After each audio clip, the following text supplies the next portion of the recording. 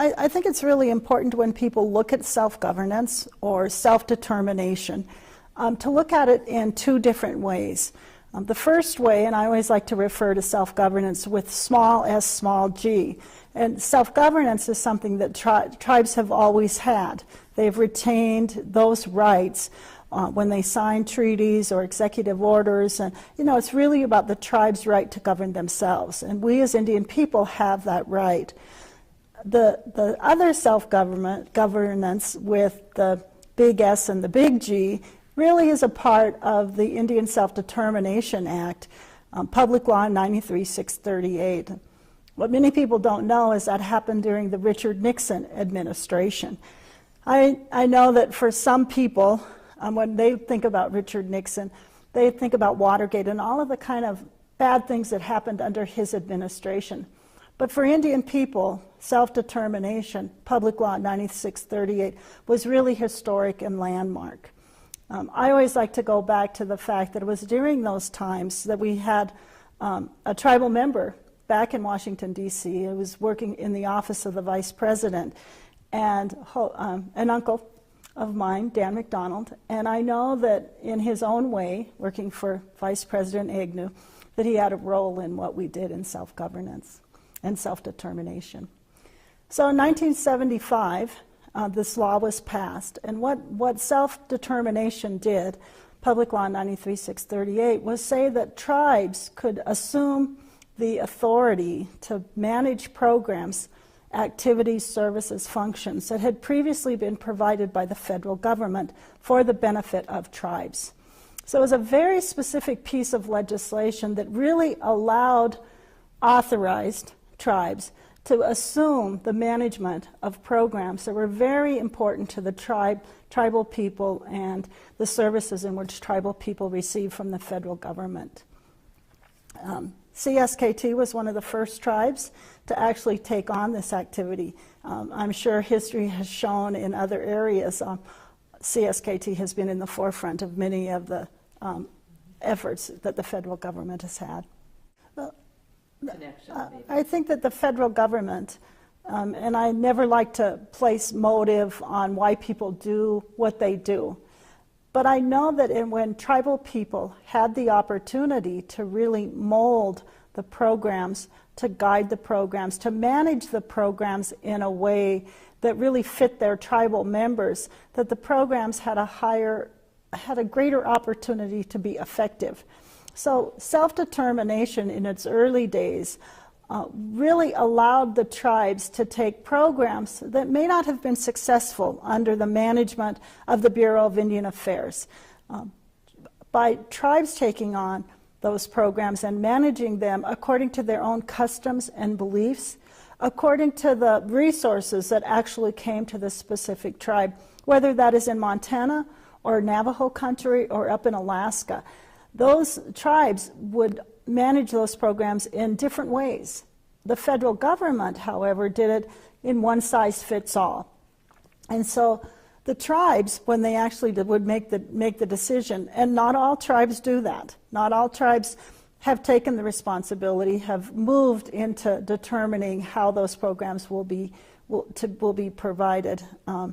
They still needed to have the opportunity to mold it to the specific tribes that may be within a certain area or region.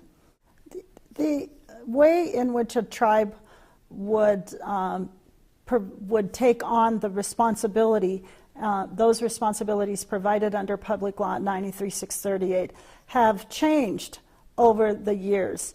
So first, in the early 70s, there was self-determination, and that was a contract that the tribes could assume. And so each tribe, any tribe across the country that is a federally recognized tribe, can take on those responsibilities through a contractual relationship. That contractual relationship is more of a contractor to a body.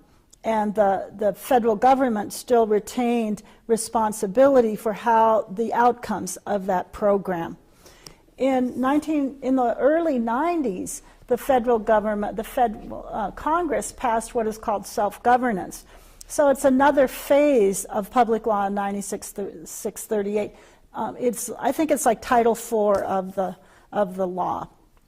And what Title IV allows for is the tribes to actually go in with the federal government and say, we want to, under a self-governing compact, take responsibility and run the program according to our own outcomes, according to our own deliverables, and our own evaluation method. At that point, the tribe has the opportunity to even take funding sources and decide where they're going to put their funds. Under a contract, it's more of a contractual relationship that says you'll have this outcome with this amount of money. So it was really the progression about where will tribes go as they became more sophisticated in the contracting process.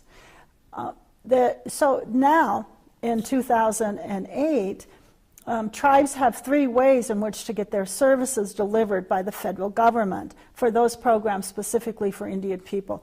They can receive them directly, and some tribes continue to have the federal government provide services.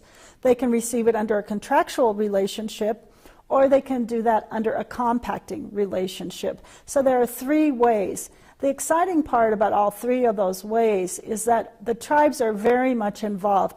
Even if the federal government is providing the service directly, the tribes still have an opportunity through consultation and discussion to say how the federal government will provide the service. The other exciting part about these 3 areas is you can have all 3. You can, maybe with your social services program, you'd still have the Bureau do that, the Bureau of Indian Affairs. You may have a contract for CHRs or your alcohol program. And then you may choose to have a compact for some of your land services through the Bureau of Indian Affairs. So there's a tremendous amount of flexibility for the tribes to really assume what they're comfortable doing, when they're comfortable doing with it. There's another section of Public Law 93-638 that also now says that within the Bureau of Indian Affairs, the Department of Interior, tribes can assume programs that have a geographic, cultural, or historic significance to the tribe. And it's under that portion of Public Law 93-638 that some tribes have actually assumed management of other programs within the Department of Interior. Now that's a different set of standards, a different set of criteria and process that you go through to work in that particular area. But that is another option that's there within the Department of Interior. I must say, the Department of Public Health and it's the Department of Health and Human Services, where Indian Health Services, and many of the social programs that the federal government provides, that opportunity has not been made available to tribes yet. Can you think of, in your experience in tribal administration and watching tribes do this, can you think of an example that demonstrates success or more effective services that's been rewarding for the tribe to take that management on and to provide those services themselves? Is there anything that stands out as a particular exemplary program? Well, I think that this opportunity that is provided authorized under Public Law 93-638 has had a number of successes. I think first and foremost for me is that it really gave the tribes the opportunity to really build their infrastructure and their ability to be governing. And so while that wasn't a direct purpose of it, it certainly was an indirect result. And so I think our tribal governments, our enrollment, our ability to really be governing as a people was strengthened. For specific programs, I think I would point to the social services program.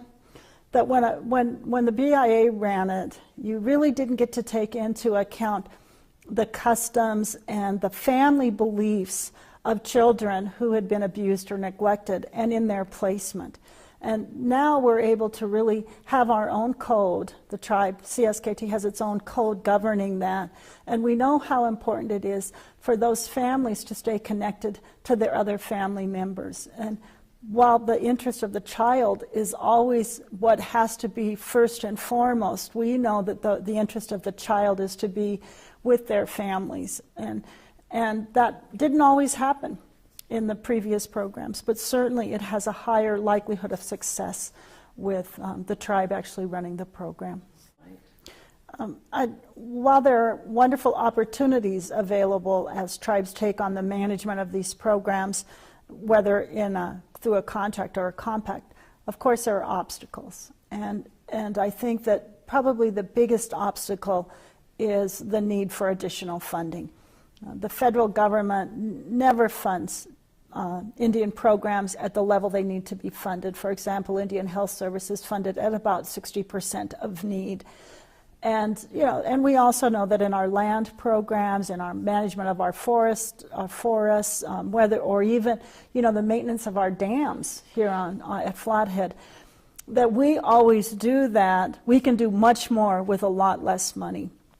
But when you actually have that responsibility, you have to make decisions that can be extremely complicated, and you're doing it to people, you're making those decisions when you know exactly who you're going to impact.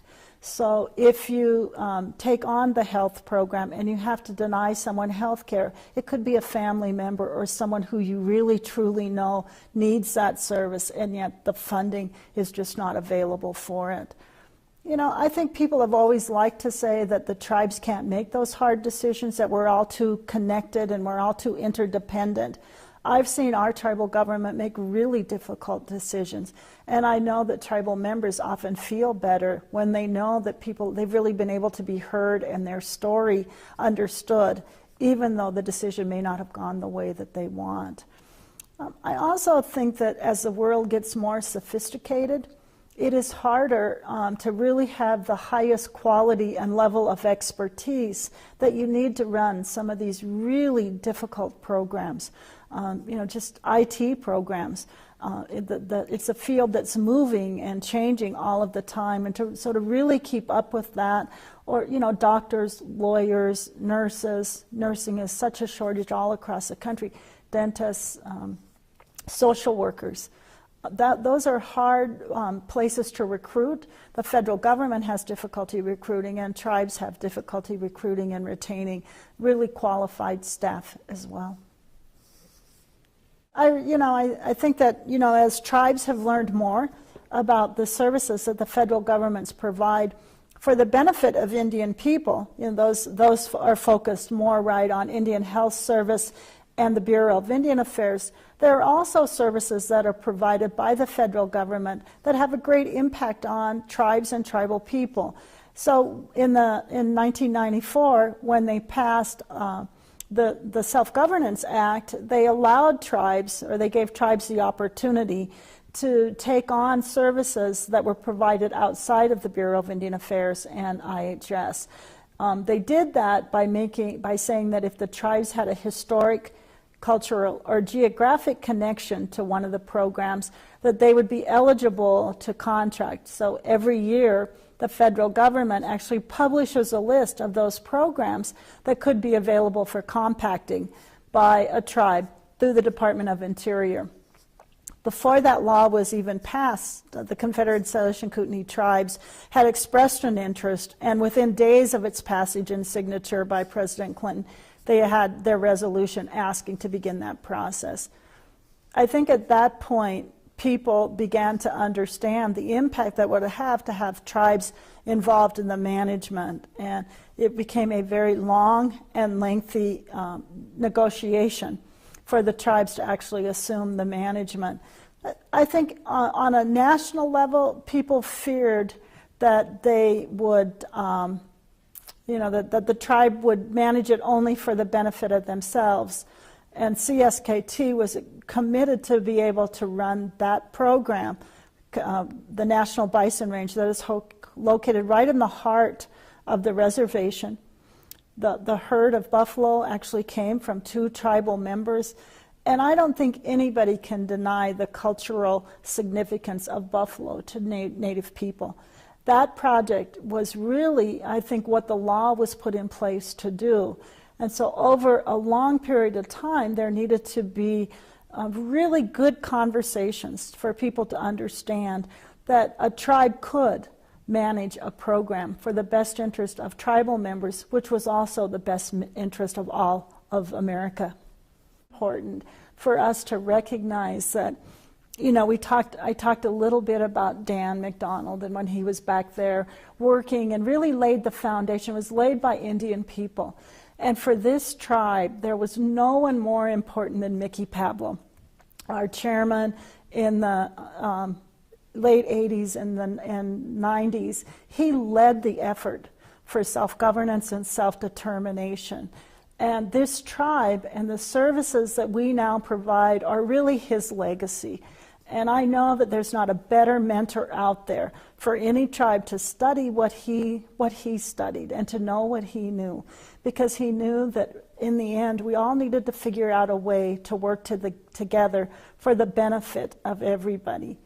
And while we don't see those services often, all across the county, we know that the way Highway 93 is now designed and is being implemented, it's because of that strong working relationship that the tribe developed under his leadership with the state of Montana. We know that the Bison Range will be successful because of the leadership that he's shown many years ago and teaching us how to all work together and live together for the benefit of future generations. I think in 2004, when I left to go work for John Kerry, I had made it a commitment, and this isn't about me, but the tribe had really made a commitment when Mickey died that we would pursue the management of the National Bison Range. It meant so much to him, and that the tribe have that. There were some very difficult decisions that were made to move that agreement forward, to even get an agreement in place, and so I think that as it began the operation, those difficult decisions, the fact that the tribes had almost a separate management structure that had to come in place with the current management structure of the more traditional standard approach that the Fish and Wildlife Service implemented. I think that people now, and what will make the second agreement work, is that they know what didn't work in the first place. And so they've modified the agreement to make it successful. I think everybody needs to understand that there will be changes, and changes don't make it better or worse. It's the fact that the Bison Range is evolving. And the tribal input, the reason you want to have tribal input is to bring those tribal beliefs and activities to play. And I think just helping people understand that, and finally, I believe both parties have come to understand how important it is to evaluate what success is. And the way I understand, they have some of those measurements in place so that it doesn't become something subjective, but they really can put it in place to make it successful. I also think that for this country, and for this county, and for people, that it's an acknowledgement that the tribes are going to move forward, and it really, I think it takes people time, but if you keep at it, and one of the things that Mickey always would say is, we'll stay the course, and while there may be bumps and bruises along the way, if you have a good path in mind, you can get there. And so I think the second agreement has all the potential to really get us where we need to be.